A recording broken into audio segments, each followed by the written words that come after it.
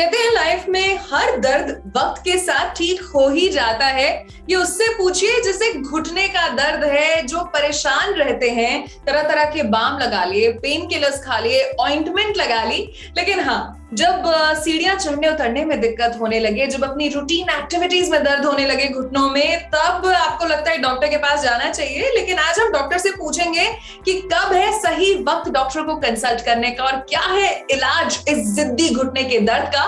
तो जी money health show पर आज हमारे साथ स्ट्रेट फ्रॉम अहमदाबाद जुड़े हैं डॉक्टर रुचिर गणपत भाई पटेल। एक ऑर्थोपेडिक सर्जन है, पिछले 10 साल से प्रैक्टिस कर रहे हैं और मुझे बताते हुए बेहद खुशी हो रही है कि लगभग 1000 सक्सेसफुल नी रिप्लेसमेंट सर्जरीज ये परफॉर्म कर चुके हैं।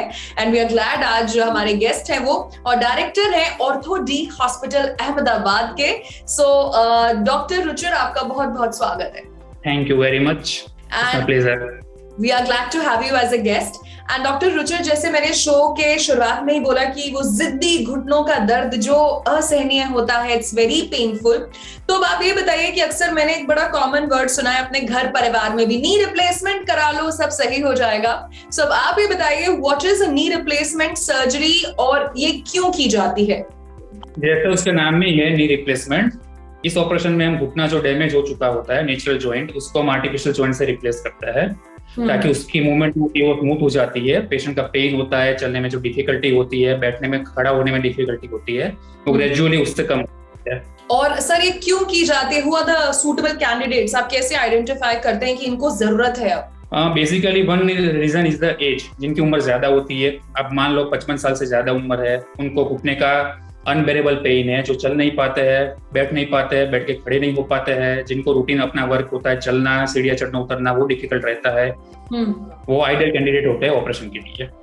ओके, आपने बड़े शॉर्ट एंड क्रिस्प वे में हमें समझाया। अब एक ये बताइए कि क्या वजन ज्यादा होना भी घुटनों के दर्द को जन्म देता है? बिल्कुल, वजन ज्यादा होना, डायबिटीज होना, जिनका कोलेस्ट्रॉल हाई रहता है, थायराइड की प्रॉब्लम होती है, ये सब पेशेंट में घुटनों का दर्द ज्यादा, घुटने की तकलीफ हमको ज्यादा देखने को मिलती है। ओके, एंड सर किसी भी सर्जरी का नाम सुन के सबसे पहले लगता है कि अरे सर्जरी से तो दूरी ही भली, मेंटेन सेफ डिस्टेंस। तो अब आप हमें ये बताइए कि what are the risks that are involved with a knee replacement surgery? Basically it's a very safe surgery. अच्छा, it is one of the most commonly perform surgery worldwide. अभी अब रिस्क मानो तो मैं बोलूंगा रिस्क परसेंटेज लेस देन 0.05% से भी कम risk है। बिकॉज ये जो सर्जरी होती है वो वेरी वेल प्लान सर्जरी होती है। इसमें हम स्टेरिलिटी प्रिकॉशन का पूरा अच्छे से ख्याल रखते हैं, जिसमें हम डिस्पोजेबल आइटम यूज करते हैं, हायर एंटीबायोटिक देते हैं। ऑपरेशन थिएटर भी जो होता है वो मॉड्यूलर होता है, जिसमें इन्फेक्शन होने के चांसेस काफी ज्यादा कम होते हैं। तो basically we can say it's a safe surgery या, बट सर्जरी के साथ थोड़े बहुत रिस्क तो जुड़े हुए होते ही है। और ये रिस्क आप मान लो कि जिनको डायबिटीज है, हार्ट की तकलीफ है, किडनी की तकलीफ है, उनमें थोड़े ज्यादा दिखने को मिलते हैं। ओके, सो जैसे हमारा जो शो है हम यहाँ पर मिथ ब्रेक कर रहे हैं। मुझे भी ऐसा लगता था कि नी रिप्लेसमेंट सर्जरी अरे तो बड़ी खतरनाक सर्जरी हो सकती है, बट ऐसा कुछ नहीं है। आपने बताया कि 1% से भी कम रिस्क इन्वॉल्व्ड हैं। सो आई एम श्योर ये इंफॉर्मेशन आज आपको भी मिली होगी। अच्छा सर, एक चीज आपसे जानना चाहते हैं कि कहीं ना कहीं जो घुटनों से रिलेटेड समस्याएं हैं हम हर घर में सुनते हैं, मेरे पापा भी बड़ा कंप्लेन करते हैं। क्या रीजन है कि 60 साल के बाद घुटने जवाब दे जाते हैं, दर्द हो जाता है और नी रिप्लेसमेंट सर्जरी को अपनाना ही पड़ता है? ऐसी क्या वजह है? एक रीजन ये है कि एज जो प्रॉब्लम होता है वो एज के रिलेटेड होता है। जिनकी उम्र जैसे जैसे बढ़ जाती है, घुटने में जो उनके अंदर की गद्दी होती है वो धीरे धीरे उसमें डैमेज होता जाता है। तो वन ऑफ द रीजन वो है कि एज के हिसाब से जनरली होता ही है। काफी लोग जो पतले होते हैं उनमें भी देखने को मिलता है, काफी लोग जो मोटे होते हैं उनमें भी ये तकलीफ देखने को मिलती है। दूसरा एक रीजन ये हो सकता है कि लाइफस्टाइल मॉडिफिकेशन। ठीक है, लोगों का बैठना, खड़ा होना, प्रॉपर वॉक ना करना, फिजियोथेरेपी ना करना, बॉडी पे पुख्ता ध्यान नहीं देना, वजन बढ़ने देना, ये सब भी एक रीजन है। इसके हिसाब से ये तकलीफ अब देखो तो आज के जमाने में थोड़ी ज्यादा देखने को मिलती है। अच्छा सर, क्या खाने पीने में भी इसका कोई रोल है? मैं विटामिन डी के बारे में आपसे पूछना चाहती हूँ, बिकॉज ऑन एन एवरेज मैंने पढ़ा कि हर इंडियन को विटामिन डी डेफिशिएंसी होती है। हाँ, विटामिन डी आपका जो घुटने का घसारा है वो प्रिवेंट नहीं कर पाता है। विटामिन डी की वजह और कैल्शियम की वजह से आपकी हड्डियां मजबूत होती है, तो आपके शरीर में ताकत रहती है। बाकी जो मैंने बोला वो घसारा वो एज रिलेटेड होता है। तो जिनमें होने वाला है उनमें होता ही है, आप कुछ भी कर लो। अच्छा सर, अगर हम घर में फॉर एग्जांपल किसी के दादाजी हैं, नानी जी हैं, उनकी अगर नी रिप्लेसमेंट सर्जरी होती है, तो सर्जरी के बाद कहते हैं हीलिंग पीरियड, रिकवरी पीरियड बड़ा इंपॉर्टेंट होता है। सो क्या डूज एंड डोंट्स हैं, क्या प्रिकॉशंस हैं, और रिकवरी का जो हीलिंग टाइम है वो कितना लंबा होता है? हीलिंग टाइम आप ऑन एन एवरेज मान लो तो 1.5 से 2 महीने तक का होता है। मतलब 1.5 से 2 महीने बेड रेस्ट आप बोल रहे हैं? नहीं, बेड रेस्ट नहीं है, वो हीलिंग पीरियड बोलते हैं, जिसमें यस बेड रेस्ट नहीं है। इसमें बेड रेस्ट बिल्कुल नहीं होता है। पेशेंट को हम 24 घंटे में चलता कर देते हैं। दूसरे या तीसरे दिन वो सीढ़ी चढ़ उतना भी सीख जाते हैं, ठीक है। और अब मानो 15-20 दिन बाद वो पलट भी मार के बैठ सकते। पहला इसमें संभालना होता है कि हम स्टिच लाइन आती है, स्टिच हमको लगभग 20 से 25 दिन में तोड़ देते हैं। ये क्या होती है सर? स्टिचरिंग, जो स्टिच लेते हैं ना ऑपरेशन के बाद। अच्छा, टाके, स्टिचेस। हाँ, उनको थोड़ा संभालना पड़ता है। तो पहले 15-20 दिन हम थोड़ा ज्यादा लोड वाला काम उनको नहीं करने के लिए कहते हैं। एक बार स्टिच रिमूव हो जाते हैं, पेशेंट अच्छी तरह वॉक कर पाते हैं, बाद में वो सब कुछ कर सकते हैं जो नॉर्मल आदमी कर सकता है विदाउट ऑपरेशन, वो सब कर सकते हैं। अच्छा, और सर क्या एंटीबायोटिक्स भी लंबे चलते हैं फॉर द हीलिंग पीरियड? नहीं, वो स्टिच रिमूव करो तब तक ही चलते हैं। वो भी अलग अलग डॉक्टर के हिसाब से अलग अलग होता है। काफी लोग महीना देते हैं, काफी डॉक्टर 5 दिन भी देते हैं, ठीक है। जिनमें डायबिटीज होता है और कोई जो तकलीफ होती है उसमें हम एंटीबायोटिक थोड़ी हायर और ज्यादा देते हैं। बाकी जिनको कोई तकलीफ नहीं है, जो पूरी तरह स्वस्थ है, उनके लिए हम लोअर एंटीबायोटिक देते हैं और भी 5 से 10 दिन ही देते हैं। आप बड़ी अच्छी इन्फॉर्मेशन हमें बता रहे हैं, बिकॉज अक्सर घर में अगर किसी बड़े बुजुर्ग को नी रिप्लेसमेंट सर्जरी करानी है तो बच्चों को लगता है अरे अब हमें 1 महीने की छुट्टी लेके घर बैठना पड़ेगा, 1 महीने का बेड रेस्ट होगा, क्योंकि लोगों को पूरी जानकारी नहीं है। तो जैसे डॉक्टर ने बताया, ऐसा कुछ नहीं है।